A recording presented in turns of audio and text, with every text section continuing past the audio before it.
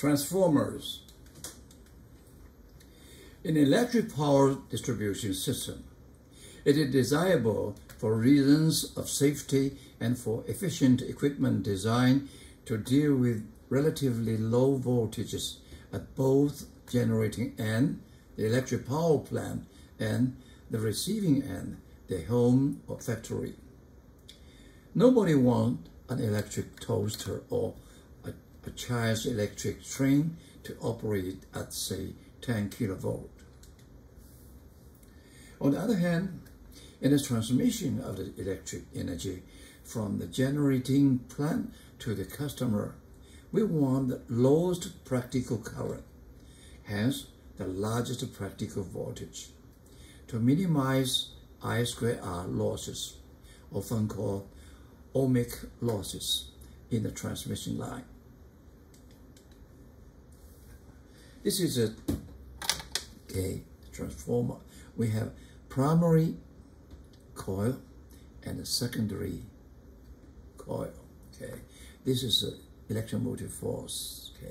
This is a V primary and this is a V secondary. And the surround turn is N turn, NP turn, and this is NS turn. This transformer is such a device that can, as design considerations require, raise or lower the potential difference in a circuit, keeping the product current times voltage essentially constant. It has no moving part, operating by Faraday's law of induction, and has no simple direct current counterpart. The ideal transformer in the figure consists of two coils with different numbers of turns, wound around an iron core. The coils are insulated from the core. In use, the primary winding of NP turns is connected to an alternating current generator whose electromotive force given by epsilon equal to epsilon m sine omega t. And the voltage from the second coil, Vs, equal to V primary times Ns of Np. Because each turn, they induce the same electromotive force. And if Ns is larger than Np, then we call it step-up transformer. The voltage Vs is larger than Vp. If Ns is smaller than Np, this is smaller than 1, we call it step-down transformer. An ideal transformer, 1. No resistance of the primary and secondary windings. No resistance, no disappear. Magnetic hysteresis losses in the core are negligible. When S is open, there's no current. Is equal to 0. And this can see that each turn the electromotive force induced is minus d phi by dt. So the Vp is equal to Np E turn. Vs is Ns epsilon turn. We divided Vp or Vs, and we find Vs equal Ns or Np Vp. When switch S is on, the situation is different. You have Is flow in the second law, and Is square R equal to Vs square over R. Is induces its own alternating magnetic flux in the core, and this flux induces an opposing electromotive force in the primary windings.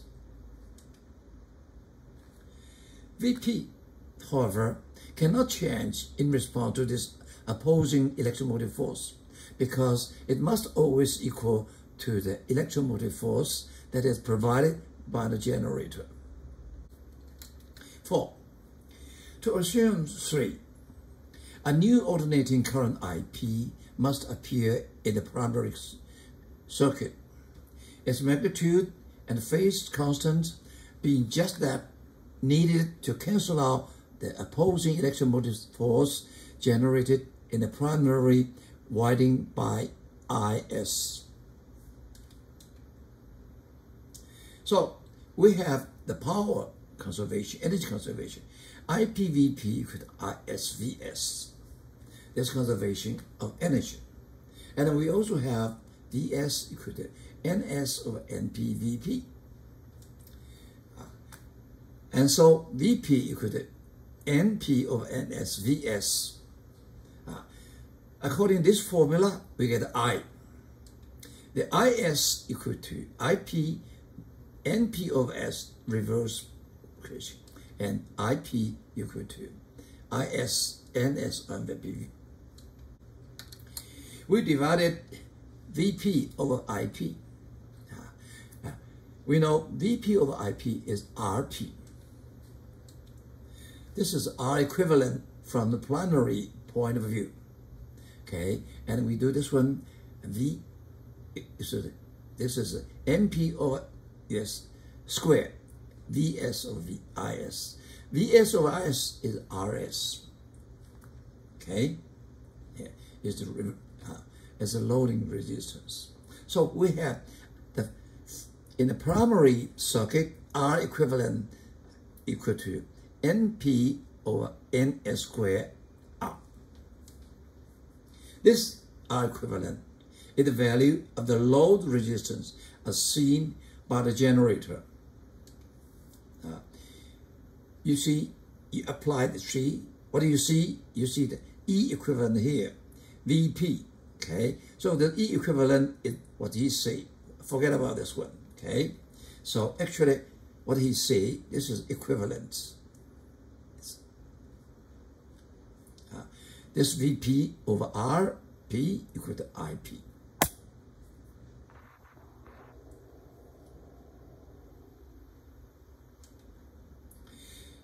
Impedance matching.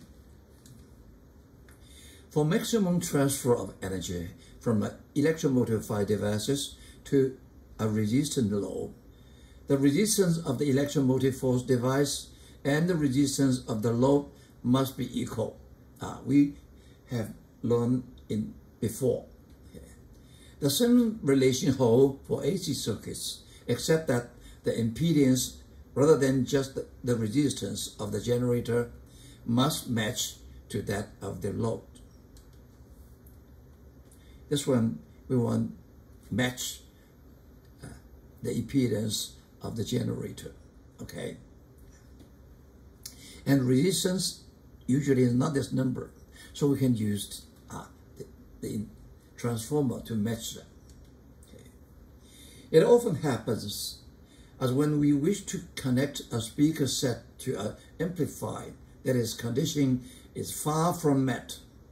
The amplifier and the speaker set being of high and a low impedance, respectively.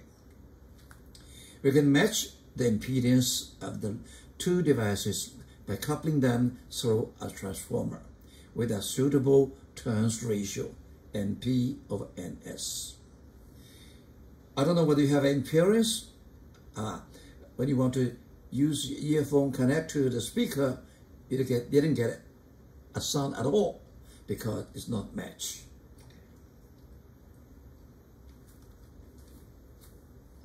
These wire coils and an iron core will be used to show how transformers can raise or lower the voltage of alternating current.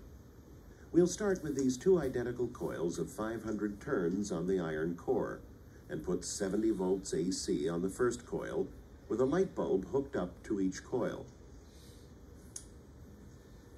The two light bulbs are equally bright. The voltage on each coil is therefore about the same. Let's replace the second coil with a 250 turn coil.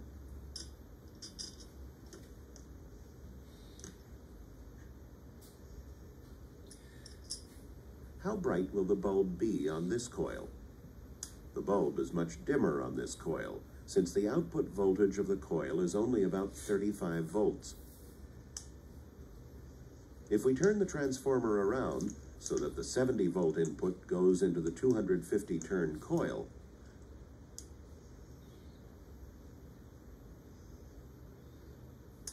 the bulb on the 500-turn coil is much brighter due to the 140-volt output of the coil.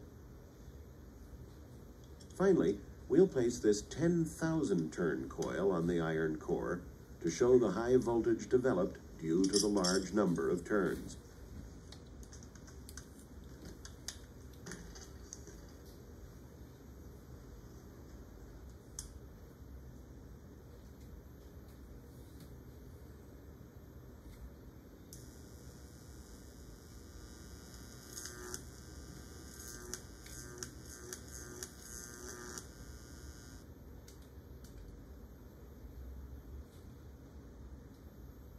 This wire coil has many turns centered on an iron core extending above the coil.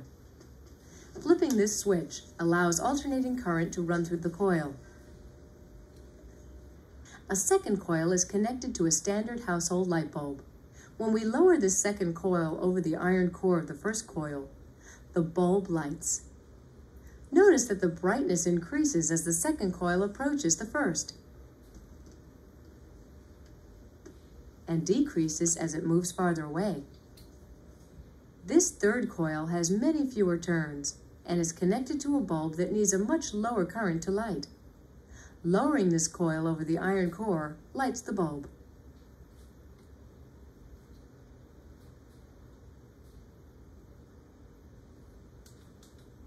Sample. A transformer on the unit pole operates at the V primary 6.5 kilovolt on the primary side and supplies electric energy to a number of nearby houses at VS 120 volt. Both quantities being root mean square values. Assume an ideal step-down transformer, a purely resistive load, and a power factor of unit. Question A. What is the turns ratio NP over NS of the transformer?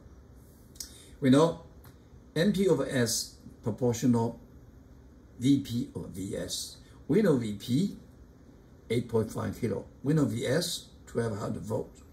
So the ratio is easier to find out. Okay, 71. Question B. The average rate of energy consumption or dissipation in the houses served by the transformer is 78 kilowatt. What are the root mean square currents in the primary and the secondary of the transformer? We know IP equal to P over VP. We know VP, we know power is 75. So IP, we know it's soon, okay? This is supply to the house. Okay, and we know IP, we also can find IS, okay, because VS is 120, okay. Question C. What is the resistive load RS in the secondary circuit? What is the corresponding resistance of RP in the primary circuit?